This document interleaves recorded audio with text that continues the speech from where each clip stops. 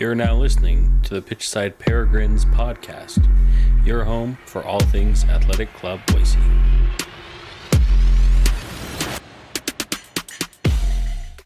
All right, everybody. Before we get into today's episode, quick shout out to KJO Insurance, the first sponsor of the Pitchside Peregrines podcast. Look, insurance premiums suck, but your coverage doesn't have to. They know Idaho and the Pacific Northwest, and they'll actually find you a deal that makes sense. DM them on Instagram at KJO Insurance with Pitchside, or call 208-883-4800 and tell them Kyle and Elias sent you. All right, let's talk some AC Boise. All right, everybody. Welcome to a special edition of the Pitchside Peregrines Podcast. This is an episode that Elias and I are going to go over our World Cup brackets. Thank you to everyone who has joined the Pitchside Peregrines Bracket Challenge over on the official FIFA website. I know there's a few other providers, I guess ESPN and different folks who kind of have their own bracket challenge, but I figured we'd use the official one. So there's currently 14 people who've joined our bracket. So thank you all for joining. It should be fun kind of seeing how everyone's brackets shape up, and it's going to be an awesome tournament. This is coming from you on Wednesday before our game against Richmond, and tomorrow is the opening day. Mexico versus South Korea is tomorrow, and then of course the United States plays Paraguay. We play Paraguay on Friday in our opening match, so it's going to be a fun tournament. It's however many odd days, 30 straight days of soccer, and it's the best time of the year for sure, every 4 years. So it's going to be a good time. It'll be fun to see how everyone's brackets shape up. And again, thank you for joining us for this special edition. And yeah, like I said, we have 14 folks who've signed up so far, and me and Elias are going to go through and kind of show you guys how our brackets shape up. We're going to release this maybe right before group play starts, so no one can steal our picks from us. But I'm going to go ahead and go through each group with y'all and kind of show what my thinking is on everything. So obviously we're going to start with Group A. Group A includes South Korea, Mexico, Czechia or the Czech Republic, as well as South Africa. I have Korea winning this group, and Korea is just so it feels like obviously they did really well when they hosted. I believe that was back in 2002 or so. I think they hosted the World Cup with Japan, and they're just a really well organized team. They do have some superstars, not many, but they do have Heung-min Sung, obviously, and so it just feels like Korea and Japan. I don't mean to just lump them together, but it always seemed like they're so well organized with just enough skill and star power to push teams to the limit. So I do see Korea winning this group and advancing. And then in second, I do have Mexico. And Mexico, I do have them beating out Czechia, which Czechia is one of the teams that I have advancing. But Mexico, obviously, they have some talent there with Jesus Gallardo, Edson Alvarez, Raul Jimenez, who just re-signed with Wolves, I think today. They just announced that, or yesterday. And Guillermo Ochoa. This is his fifth, or it feels like it would be his 10th World Cup at this point. But no, I believe this is his 5th World Cup. And so, yeah, I think Mexico obviously pushes USA to their limit every time we play them, and it's always they always, I think, what is it, the round of 16 where they always seem to fall out. So I do see Mexico having a good tournament and advancing out of this group. I have Czechia down in third and advancing as one of the 8 out of 12 third place teams. I have them advancing. They have enough talent there for sure. They have Thomas Souček and Vladimir Soufal. For those who follow West Ham, those are 2 players that have played for them, as well as Patrick Schick, who has done well for Bayer Leverkusen. And then South Africa down there in fourth. South Africa, it's just they have a lot of local talent when it comes to a lot of their players do come out of their own domestic league, the Mamelodi Sundowns, Kaizer Chiefs, Orlando Pirates. So, I do like when players come from the domestic leagues to a point, but I think they're going to lack that kind of star power in a tough group. I think this is a really well-balanced group. I think it's a toss-up between Mexico, Czechia, and Korea Republic. I see all 3 of those teams advancing, but it's a toss-up for who finishes where, I think, in that group. In Group B, we have Switzerland, Canada, Bosnia, and Qatar. This is, in my opinion, if not the weakest group in the tournament, I believe. Switzerland is always a solid team. They're not flashy. They're not full of star power, but it's a solid team. It's a solid team nonetheless. And Bosnia, it's cool to see Bosnia and Herzegovina advance. And Qatar, Qatar, I think they only have like maybe 15 players who are actually from Qatar. It's really interesting to see where players are from in their groups. I'm just pulling up their roster here. So if you see me looking down, I'm just looking at my phone to kind of see where things are at. But I do have Switzerland finishing first. It seems like they have some guys who just pop out of nowhere and always seem to play. Like Ricardo Rodriguez feels like he's 40 years old and has played for him forever. But they have a lot of star power there too. Granit Xhaka, Remo Freuler, Briel Mbolo, who again, he kind of seems like a guy who's been around for a while. Canada, I think this is a much worse Canada side than was at the tournament a few years ago. I love Jesse Marsh. Elias, being a Leeds fan, when they got relegated the other year, I said it's like this. That was a mistake. I really like Jesse Marsh. I don't like how the U.S. treated him either, and I think he's a great coach. I kind of wish, obviously, the star power of Mauricio Pochettino is there, but I would have loved to have seen Jesse Marsh taking over the U.S. men's national team. So I think this Canada team isn't as good as the one last time, and yet I have them advancing just because this is a really weak group. Bosnia and Herzegovina, it's a cool story that they're there. This is another team where a lot of those players aren't really actually born in Bosnia, but they do have a lot of familiar players, and Dzeko is still there at 40. Kolasinac, who former Arsenal player, Ermedin Demirovic, and so these are players who've been in around the top 5 leagues in Europe for a while. And then Qatar, not really going to speak on them too much. I know they struggled. I don't think they got a single point in there when they hosted a few years ago. Group C is a tough one. Well, actually, it's not really tough. I mean, it's a tough group, mostly because Brazil's automatic. It's Endrick and Neymar. We'll see how much Neymar plays, if he even plays. Alisson's healthy. You have players from PSG and the biggest clubs in the world. Endrick and Vinicius Jr. and Rodrigo. I actually don't know if Rodrigo even made their roster, but it's a team just full of superstars. Marquinhos, Casemiro, maybe aging a little bit. They do have some older players. Neymar is 35, Marquinhos is 32, Casemiro is 34 with no legs. So they definitely have some guys who are aging out a little bit.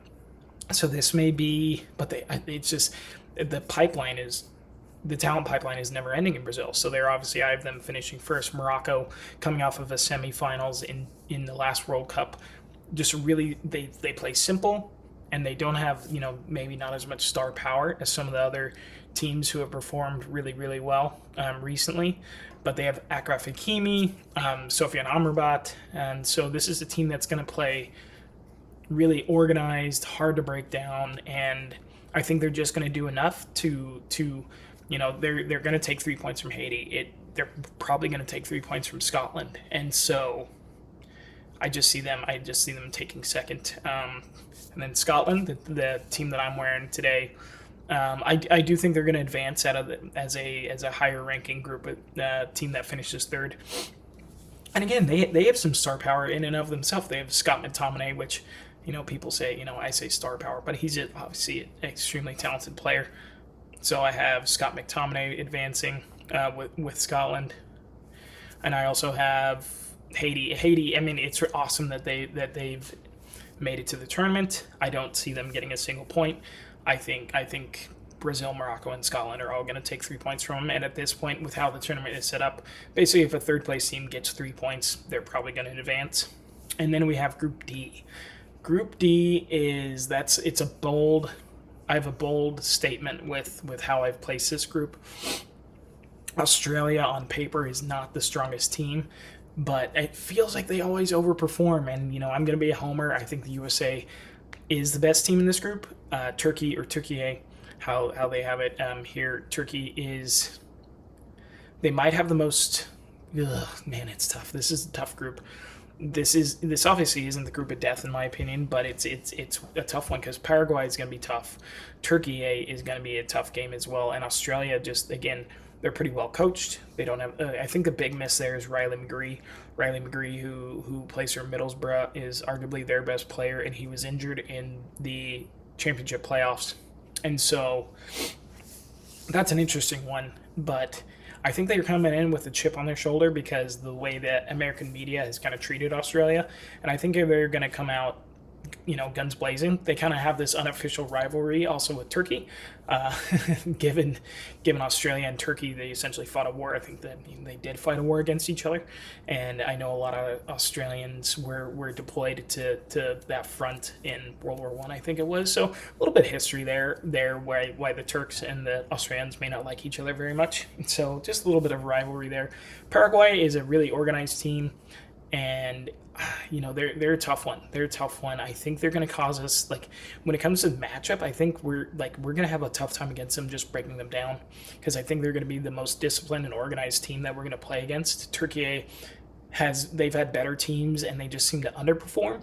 I think Paraguay is a team who's going to overperform slightly against us, just because of that matchup is tough.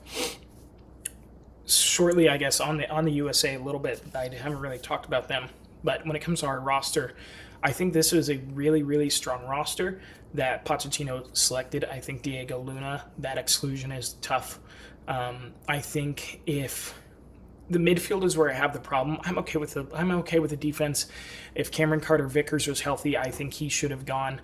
I don't love that Tim Ream is probably going to start. I don't love that. It'll be interesting to see if we stay in a back three. A few of I guess just notes. Max Arfson, I think, is kind of a weird inclusion. I like John Tolkien. And again, when it comes to the midfield, I think if Johnny Cardoso is healthy, he has to go.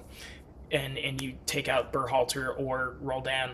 And then when it comes to attacking midfield, again, I mentioned Diego Luna not going. I think that's a miss. And Gio Reyna is petulance personified, in my opinion. I do not like that he's going. I think I don't think he learned any lessons from 2022. And I think his interviews have shown that. I don't think he's learned his lesson. And he's petulant. He's a Nepo baby, and I do not like this inclusion at all. And so he'll have to, prove a lot of USA fans wrong. So don't love it. I think Diego Luna should have had that spot for sure. And I think Aiden Morris and Tanner Tessman should also feel a little aggrieved with not making this squad. But I do have USA, Australia, Turkey, and then Paraguay. And I think I have Turkey advancing as well. Group E. Group E is, I have Germany, Ecuador, the Ivory Coast, and Curacao. Curacao is an interesting one where they only have one player on their entire roster who was born in Curacao, and the rest of them were born in the Netherlands, I believe. This is a tough group. I think Ecuador and Ivory Coast are very evenly matched. Ecuador is interesting where I think they still have Ener Valencia playing for him, which is always that, he's been around. Another one of these players who just, you never hear from him for 4 years, and then when the World Cup comes around, it's like, boom, oh, here I am again. I do exist. I know I'm playing somewhere. So it is an interesting group in that those middle two teams are extremely evenly matched. And let's see here. But Germany, I actually have them. Actually, you know what? I'll talk about them when we get to the knockouts, because I think they're going to do better than many people expect. Group F. Group F is, we have the Netherlands, Japan, Sweden, and Tunisia. The Netherlands, I think, are obviously the strongest team here, and I don't think that's a secret to anybody. And I think they play well in these tournaments, and they showed that last time. They took Argentina to their limits in that game in the knockouts of the last tournament. I do like Japan a lot too. Japan, again, I kind of briefly mentioned them with talking about South Korea. Japan is well organized. They're well coached. Not a whole lot of star power, but that doesn't seem to matter with them. They always perform well, and I think that they're disciplined, and they're greater than the sum of their parts type team. Sweden is a team with star power. Obviously, you have quite a few players who play in the Big Five leagues with them. I'm just gonna jump over, and then they're also coached by Graham Potter, which is always interesting. And yeah, so they have Alexander Isak, they have Victor Gyökeres, Anthony Elanga. So their attack is there. It's just everything else. What's their midfield look like when probably their best midfielder is Matthias Vanberg, who plays, I think, with Torino, or he had spent some time with Torino. I think he's with Wolfsburg now. Victor Lindelof is probably their best defender, and so the quality's there. and I think they're kind of a bubble third place team. Tunisia is an interesting one. I unfortunately don't know a whole lot about the Tunisian team. I know a lot of their players play in France, and I know a lot of their players are French born. And I don't think they have a whole lot of experience when it comes to the amount of caps for Tunisia. So I just think with not a whole lot of experience with their team, a lot of their players are in 30, 40 caps. And I just think all the teams ahead of them, Netherlands, Japan, and Sweden, all have a little bit too much talent for them. But it wouldn't surprise me if they jumped Sweden in this, in all honesty. Group G. Group G is, I think, one of the weaker groups in my opinion, with Belgium, and this is a Belgium who I don't think is that good. I honestly don't think Belgium is that good. I think they are well past their kind of golden age where Belgium was ranked, in the FIFA rankings as number one. We know Iran is gonna. They have a chip on their shoulder, obviously in this tournament. So it'd be interesting. I think there is a situation where the U.S. could face them in the round of 32. There's a possibility. Egypt is. I wish I knew more about some of these teams. Egypt is Mo Salah. That's what everyone kind of thinks, and I know kind of like the South African team, where a lot of those players play domestically in the Egyptian league.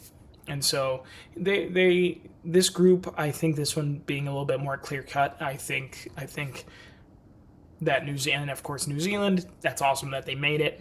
But, and I know there's the player who went viral, the Argentinian creator, who essentially said, we're going to find the most irrelevant player at the tournament, and he chose Tim Payne. Yeah, Tim Payne from New Zealand, obviously. So he went from, I think, like 40,000 followers to like 4 million, which is, stories like that are always fun. You get these random weird moments at World Cups where it's like, oh, this is so viral. Like right now, there's the German guy who's just discovering America, where he found Buc-ee's and he found Waffle House and all these different places, and he found like an SEC. He was down in Auburn, so he found Auburn's stadium, and he's just like, oh my gosh, this place is insane. I love America, but just because of these things. So, that's a cool story about Tim Payne and kind of the whatever randomness the World Cup can bring you.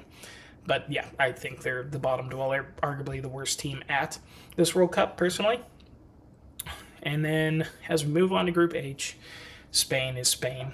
I mean, they're just a freak of nature. They're like Brazil, like France, like Germany. There's very few down years for Spain, and I think that this is not going to be one of their down years. I think this is just an amazing team, and I have them moving on very, very far. And I think, again, they have such a good mix of experience with youth.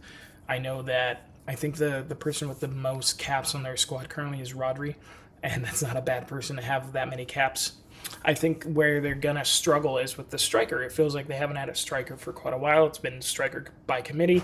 So you could see Ferran Torres slotting in there. Dani Olmo could play there. Mikel Merino, based off of how Arsenal used him. But they don't really have an out-and-out striker. Lamine Yamal is probably going to be player of the tournament in all honesty. And he's just phenomenal. Uruguay is a traditional powerhouse, may not be it, but they are a former winner, and they're a country of only 3.5 million people. But I think this is another of the weaker groups. Obviously, very top heavy with Spain, but Cape Verde and Saudi Arabia. I wish I knew more about Cape Verde, but Saudi Arabia hasn't done really done much. I do not have Cape Verde as one of the teams advancing out of this group. So I think the two that are going to go are Spain and Uruguay. And we'll finish up with the last row of teams. That would be France, Senegal, Norway, and Iraq in Group I. France is France, and I don't think this is as good of a team as people think. I know a lot of people have them winning it, but I mentioned petulance with Gio Reyna, and I think Kylian Mbappe kind of falls into that realm as well. I think this is any team that has N'Golo Kante they're going to have that steady kind of a good example of the guy who he's a leader on the pitch, and I hope he's a leader in the clubhouse, because I think this team kind of needs it. Lucas Hernandez may also be a player like that, but again, this might be the most talented team on paper. But I think matchup wise, I think they're going to get beat. I don't have them winning it. but obviously they're going to go far. Senegal is extremely talented, and I think they're a dangerous team. And if they do make it, they are a matchup. They seem like a matchup problem for a lot of different teams. So it will be really, really interesting to see how they do. But I do have them finishing second, and Idrissa Gana Gueye is an Everton player who I think is gonna. I don't know if he's their captain, but he is definitely a wrecking ball in the midfield, and I know he does a little bit more creatively for Senegal. But they still have Sadio Mane, they still have Kalidou Koulibaly, who I know he's in Saudi now. Ismail Assar, who plays for Crystal Palace. So they definitely have the talent. They have the talent there. And Iliman Ndiaye, also with Everton, plays for Senegal. So I think this is a team who has enough attacking depth and talent to really scare some teams. And then we have Norway. Norway is a funny team. Norway hasn't really qualified for many big tournaments recently. It's usually out of the Scandinavian countries. Usually, I've seen Sweden more recent. Denmark obviously has done fairly well in a lot of tournaments. And this team has, again, it's very top heavy. They have Martin Odegaard. They have Erling Haaland. And other than that, it's they have a few kind of, they have Christopher Ayer and they have Sander Berg who hang around in the Premier League. But it seems like it's a very top heavy team. And if they're not clicking, I just don't see how Norway can do better than third. I think in one of their friendlies, Erling Haaland had one pass all game. And if you just can't get him involved, if you can't get him the ball, how are you going to win? He is your cheat code. But if you can't use the cheat code, how do you make that work? And then I do have Iraq finishing fourth. Group J are the previous winners, Argentina. Argentina, I think, another team who a lot of people have winning this tournament, and I just don't quite see it for them this year. And obviously they're going to go far. I think they're going to go very, very, very far. Any team with Leo Messi is going to.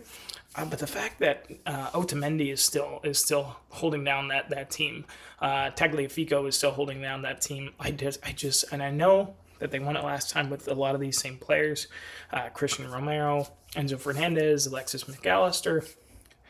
Their starting 11 is definitely there, and it's definitely scary, but I don't think they have the depth that they had last tournament.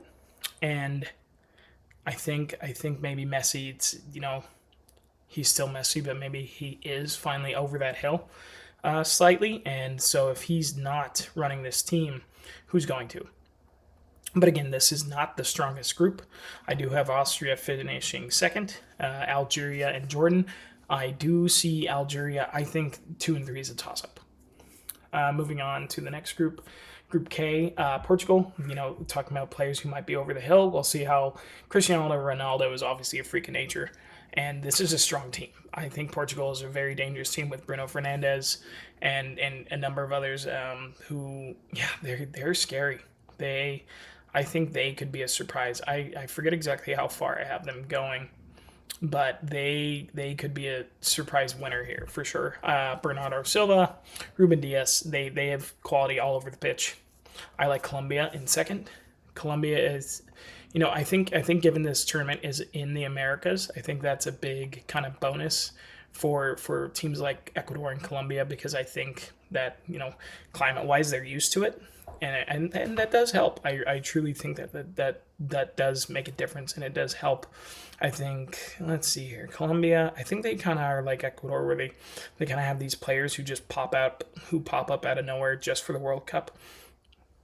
Let's see here. Yeah, James Rodriguez, who just spent some time with Minnesota. Davinson Sanchez, who spent some time with Tottenham. Luis Diaz is extremely good. Jefferson Lerma. Jefferson Lerma is, that kind of bit role player with Crystal Palace. Yerry Mina spent some time with Everton. Not the strongest group.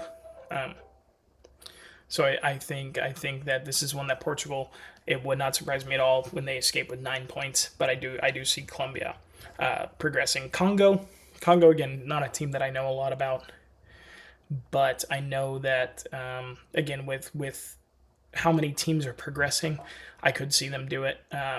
So yeah, it'll be interesting to see. Uzbekistan might be the team that I know the least amount about out of this entire tournament, so they're an interesting one. And then we have Group L. I think this is a fairly balanced group. I actually think a lot of people think Croatia is over the hill. I don't think they're quite over the hill yet. I think they're still a dangerous team. I really like Ghana. I think Ghana's a fun team.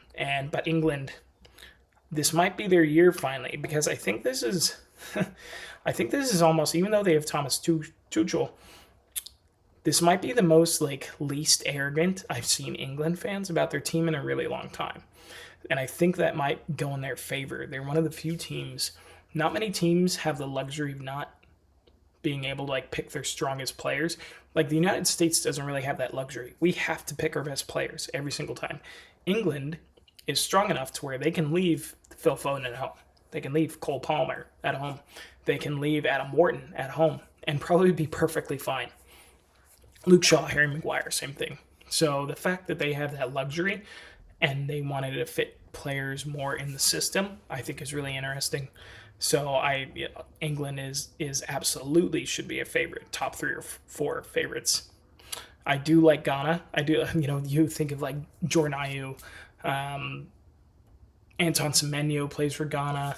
They have a couple of goalkeepers, Inaki Williams from Athletic Club Bilbao.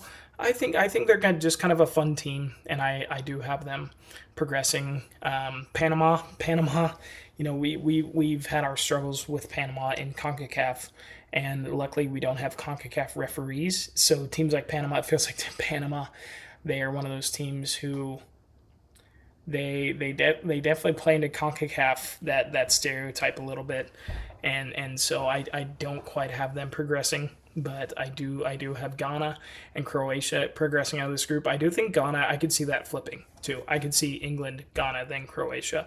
But I do have both of those teams progressing. And then we can jump into the knockouts. Real talk. You're already paying for insurance. Question is, are you overpaying? KJO Insurance covers Idaho and the Pacific Northwest, and they'll shop around to get you the best coverage for less. As you can see on their website, they have plenty of options for coverage. So please DM at KJO Insurance on Instagram with keyword pitchside, or call 208-833-4800 and tell them Elias and Kyle sent you. Now back to today's episode. I know this takes a while. Sorry, everybody. Okay, with how my seeding works, the round of 32, I have Germany over Turkey. Germany, a lot of Turkish players actually come from Germany, but I do have Germany advancing over Turkey. Turkey, again, a fun team, some fun talents, but I think Germany just has too much quality across the board. France over Sweden. Again, France is just too good. Mexico-Canada is a really interesting matchup. If this was last World Cup, again, even though Canada didn't advance, and I think Canada just lost their best player, but I do have Canada losing to Mexico, with Mexico going into the round of 16. Netherlands versus Morocco. I think this is a toss-up. I think this is a fun matchup, and I do have the Dutch advancing. I think this is one of the better Dutch teams in a long time, and Matthijs de Ligt is a big miss for them, but they have so much quality in defense in the back line. So I do have the Netherlands beating Morocco. I think Morocco kind of had that Cinderella run last tournament. I don't see that, carrying over into this one, but they're obviously a quality team. Colombia versus Croatia. I think this is an example of maybe, I do think Croatia is better than people are giving them credit for, but this is where I think Croatia is older. Colombia, this climate's going to play into their players a little bit more, where they're going to be used to it, and I have them moving on. Spain versus Austria. I think Spain not wipes the floor, but this is an easy advance. USA versus Algeria is a very tough matchup. Again, Algeria, I think I had them in third, but that's a tough team. Algeria is a dangerous team. A lot of products out of France with the Algerian team, but I do like USA advancing. And I also have Belgium versus Czechia. Belgium, just too much quality for Czechia. I do like Czechia in that I think they're better than what people see on paper, possibly. But I do have Belgium advancing, even though this is not the Belgium team of old. Brazil versus Japan. Japan, again, I think this is a success for them. Getting into the round of 32 is still a success for Japan. Ecuador versus Senegal. This is a fun game. I really like this game. I think this could be one of the more entertaining games. Teams that, aren't afraid to kind of open things up. But at Senegal, I just think it's too much quality. Scotland versus Korea. This is obviously, you guys see the kit that I'm wearing. I just want to see it happen. Like I do. I just want to see Scotland do something fun and do something that those fans, no Scotland or no party. I just want to see them maybe. Again, they have, it's there. They can make it happen. Their attack is terrible. Lyndon Dykes and Lawrence Shankland aren't anything to write home about. Their goalkeeper's not good. Their center backs aren't good. But they have Andy Robertson and Kieran Tierney and John McGinn and some of these just fun players that it's just like, you know what? I think the USA is going to kind of rally behind Scotland. I think the vibes are there with them. Why not? Why not? And then I do have England against Norway. This is one of the weird ones where it's like England's going to come in really confident against Norway. And I could see them like almost like a penalty shootout win against Norway. But I do have them advancing. Argentina versus Uruguay. Obviously, historical rivals there, just South America in general. But again, it's Argentina. I see them moving on. Again, Australia, I just feel like we've pissed them off. We pissed off Australia. They're better. They're another team who's organized and better than the sum of their parts. Again, Riley McGree is a big miss. I have them advancing against Iran. Switzerland versus Egypt. Again, this is the Switzerland team, kind of like Japan and Korea. It's an organized team. I think they overperform at tournaments like this. And then we have Portugal versus the Ivory Coast. Portugal. Again, this is a dangerous team across the board, just too much quality. And then we can just start from here going back up. Portugal over Switzerland. And again, Portugal's just too good. I do have Argentina over Australia. This is a rematch from the last tournament. And Australia did good. I think they only lost 1-0. I think they only had about 25% of the ball.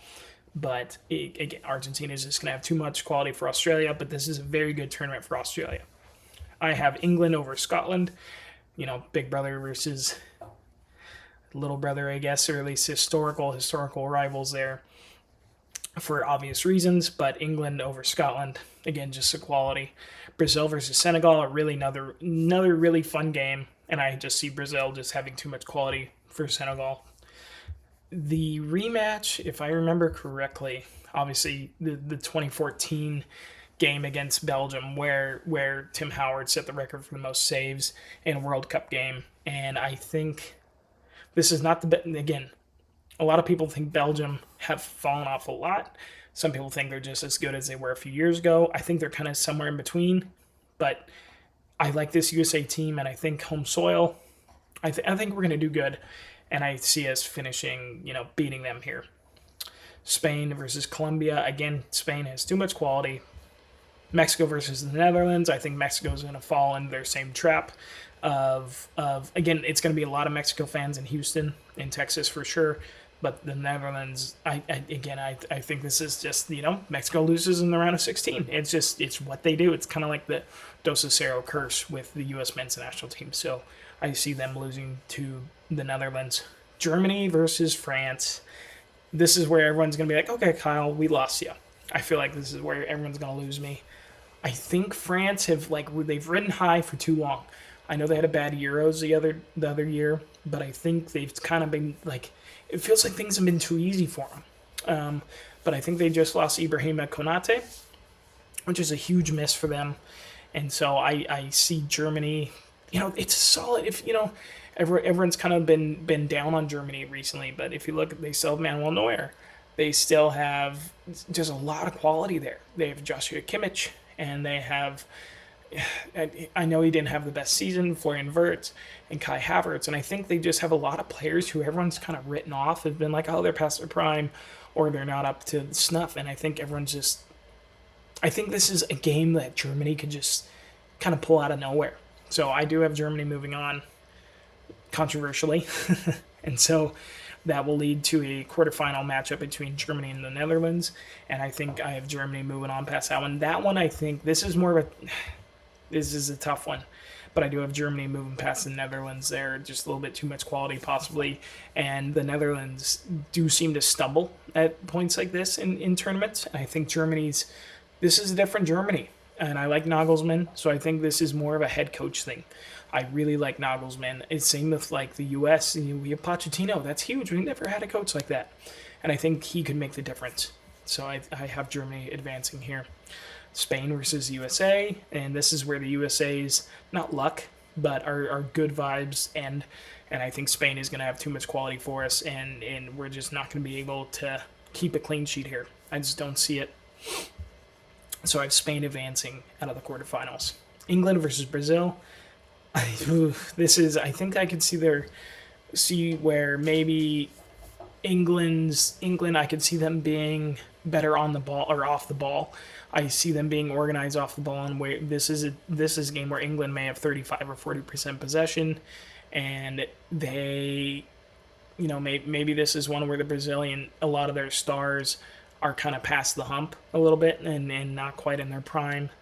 And England maybe this might be, you always hear 1-0 to the Arsenal. This could be 1-0 to England. And then finally we have Argentina versus Portugal. And this is a pick that I'm slightly regretting. I honestly think Portugal, the more and more, I've made my choice. I'm living by it. But I think this is one where Portugal, I could see them sneaking this one. I could see Portugal beating Argentina here. And maybe I'm just thinking, it's Messi and, they've been there, done that, Emi Martinez. But, man, Portugal has a lot of firepower. And so, and they're strong everywhere. So I can see this.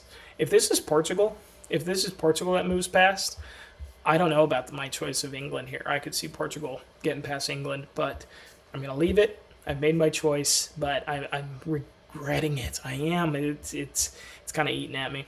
But if it's Argentina versus England, I think England get by them this year. Too many stars on Argentina just aren't what they used to be. And then with Spain versus Germany, I think this is where Germany also runs out of steam. Spain is just too good at this point. Lamine Yamal, I think this is these games, these last two or three games, Spain getting past Colombia, Spain getting past the U.S. is just going to be the Lamine Yamal show. But in the final, I think, again, I feel like this is almost where, England finally has that coach. They have Thomas Tuchel. And I think in a rematch of the Euro finals, I think this is a better England team than was in the Euro finals. And I think that they will finally I think Harry Kane finally buckles down. He's winning now.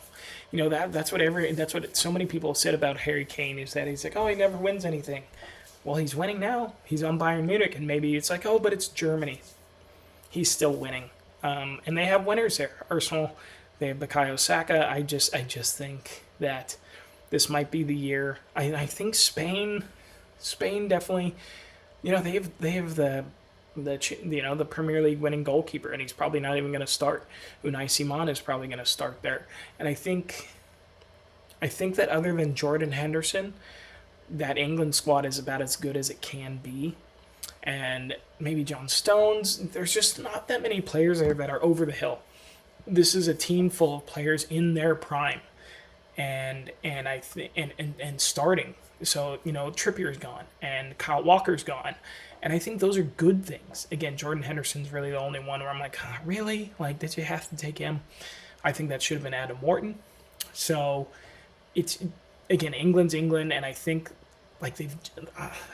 losing the last couple in the last couple tournaments where they've gone pretty far, I think they've gained a little bit of humility, and I think for that reason, England's going to take it. So that is my outlook. My dark horses are Germany advancing a lot further than most people say, getting into that semifinal, USA losing in the quarterfinal, and Scotland. Scotland making it to the round of 13, I believe. Oh no, the round of 16, and then losing to England. But yeah, I think my player of the tournament is going to be Harry Kane, or at least a Golden Boot winner. I think player of the tournament might be Lamine Yamal, but it's gonna be a lot of fun. Again, the first game is tomorrow, which is Thursday the 11th, with Mexico versus, I want to say that is Mexico versus Korea. So we will leave this page because I don't want to change anything. Countdown concert. Yep, tomorrow. Oh, excuse me, South Africa. So it's a rematch from the 2014. was it 2014 or 2010 World Cup? So that's the rematch from the first day there. And then obviously we have USA versus Paraguay on Friday. The team is having a watch party, which is pretty cool. So we'll see if they have those for any of the other games. But thanks for following along, and let us know who you guys pick winning the tournament, and we'll see who ends up winning the bracket challenge. Good luck, everybody, and thanks for watching. Elias, we'll see what you pick. All right, bye, everybody. That's all for today's episode. If you enjoy the show, make sure to like, comment, share with a friend, and make sure you're following the show wherever you listen. Don't forget to follow us on Instagram, Twitter, and YouTube for all updates and future content to come. If you want to help support the pod and get access to exclusive content, early episodes, and bonus perks, head over and check out our Patreon. It truly helps us keep this thing growing. Thanks again for listening. Thanks for being part of the community, and we'll catch you in the next one.